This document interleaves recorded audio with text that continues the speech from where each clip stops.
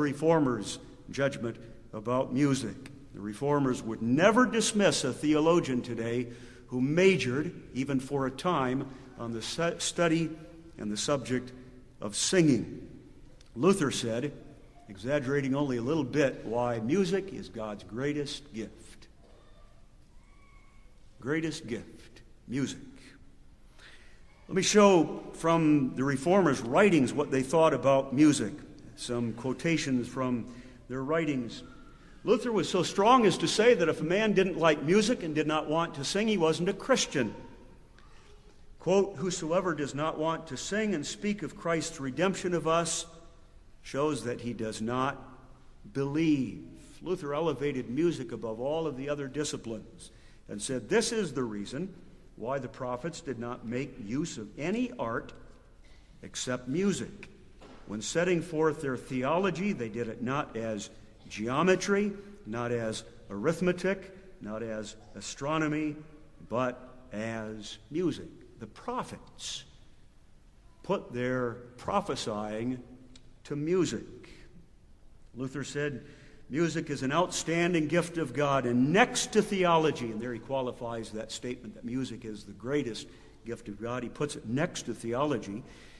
And then Luther said, I would not want to give up my slight knowledge of music for great consideration.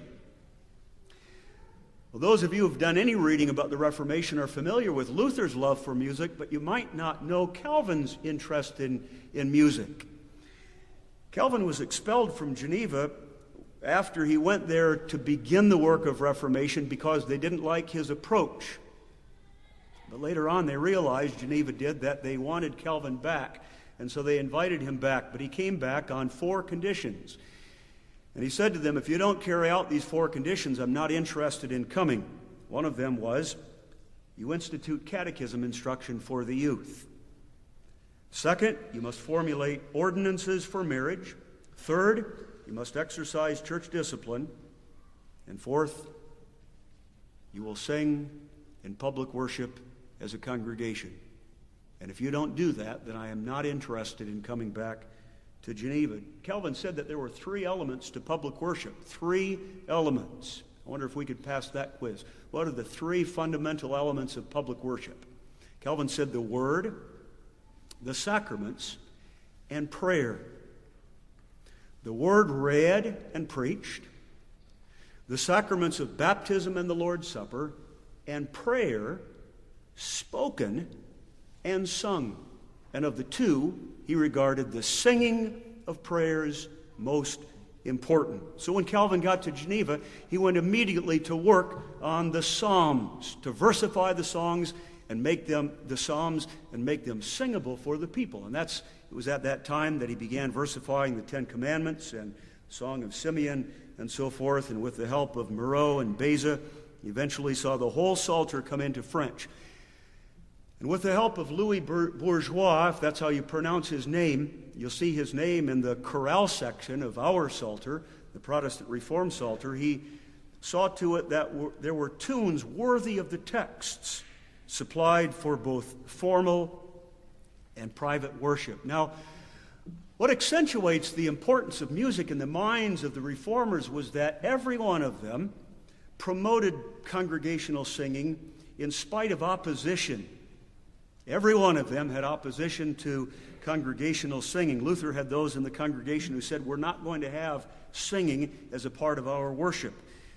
Luther called those opponents of music fanatics and super spiritual and said, quote, I'm not satisfied with him who despises music as all fanatics do. And he was referring to those opponents of public worship music. Calvin's opposition was more difficult, though, because it came from a respected older colleague in a neighboring city, and that colleague's name was Zwingli.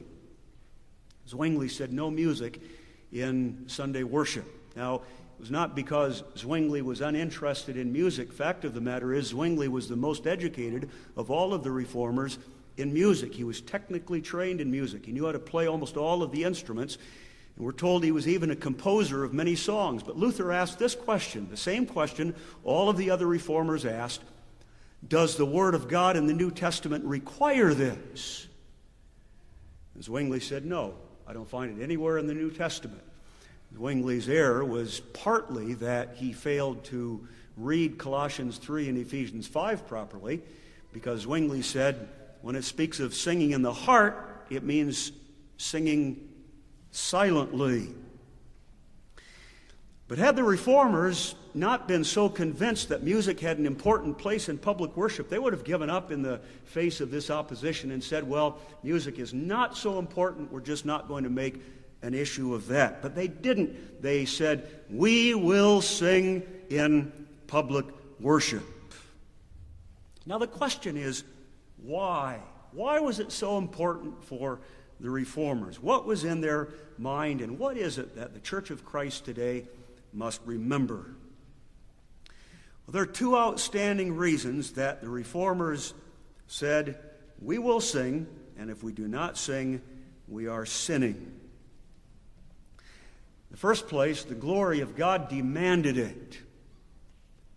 God must be praised, and he will be praised by singing, by the singing of the publicly gathered congregation, believers and their children together on the Lord's Day worship. The church sings in order to give praise to God. That's primary. And without that, no concern about music is worth having. The great God who saves his church by the blood of his only begotten beloved Son must be and demands to be praised, and he will be praised by the church's singing. The logic of the Heidelberg Catechism helps here. The Heidelberg Catechism, the creed of the Reformation, one of the creeds of the Reformation, says that prayer is the chief part of thankfulness. Prayer is the chief way in which the people of God express their gratitude to God for his salvation. And Calvin is right that prayer is spoken and sung. And when you put that all together, you realize that singing is part of the chief part of the people of God's expression of gratitude to God. This is fundamental. This is the first and the primary reason for singing. That hasn't been forgotten in the churches. Reformed churches haven't forgotten that, have they? We haven't forgotten that, have we? And yet there's a risk that we do forget that if we don't remind ourselves of the reason for this important aspect of our public gatherings. How many times does the Reformed Church sing in a worship service? You children count them, and then you tell your parents in a moment. 2, 3, 4, 5, 6. 4 Psalter numbers, beginning doxology and an ending doxology. 6 times. Let us remind ourselves, in at least the Protestant Reformed churches, that music is important. Or is it possible that we have begun to take the attitude that while we are convinced God is concerned about good preaching, he really winks at us when we're singing. And so during the final doxology, it's okay if we're finding our coats and picking up the candy wrappers from the pews and adjusting our skirts. Have we begun to lose the consciousness of the fundamental importance of singing as the chief way in which we express gratitude to God? Now, before I go on to the second reason, let me explain some implications of that. Because the Reformers were so concerned that the church sing because praise is demanded, they wanted the church to sing quality music. They wanted the church to sing well. They wanted music designed specifically for the church because the praise of God demands the best that the church can do. Although the text, that is what they sang, was most important, neither Calvin nor Luther would have anything to do with the modern notion in churches today that the melodies are incidental, may be of poor quality, and for that matter could just as well be taken from secular musicians. They wouldn't have anything to do with that modern notion. That's a common misunderstanding today, especially with regard to Luther. If you would ask most people today, they would say that